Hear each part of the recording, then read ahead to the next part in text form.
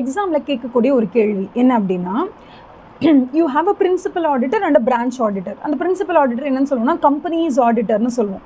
அது தவிர branch auditor அப்படிலாம் சப்சிட்ரி அவங்களோட குட்டி குட்டி காம்பனண்ட்டோட ஆடிட்டர் எல்லாருமே வந்து பிரான்ச் ஆடிட்டர், அப்படி இல்லைனா வந்து சப்சிட்ரி ஆடிட்டர் அப்படி சொல்லுவோம். ஸோ இந்த கம்பெனிஸ் ஆடிட்டர் இருக்கார்ல, அவரோட பொறுப்பு ரொம்ப பெருசு. ஏன்னா ஒரு 200 பிரான்ச் இருக்குன்னா 200 பிரான்ச்சோட டீட்டெயில்ஸையும் ஹெட் ஆஃபீஸோட அக்கௌண்ட்ஸோட கொலாச் பண்ணி தான் அவர் கொடுக்கணும்.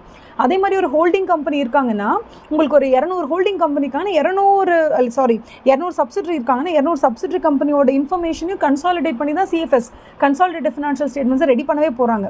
ஸோ ஒரு principal auditor, that is a companies ஆடிட்டர்னு சொல்லக்கூடிய உங்களோட பொறுப்பு ரொம்ப ஜாஸ்தி.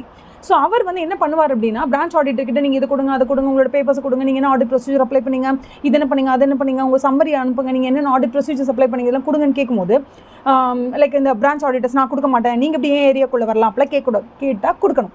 Okay, thank you.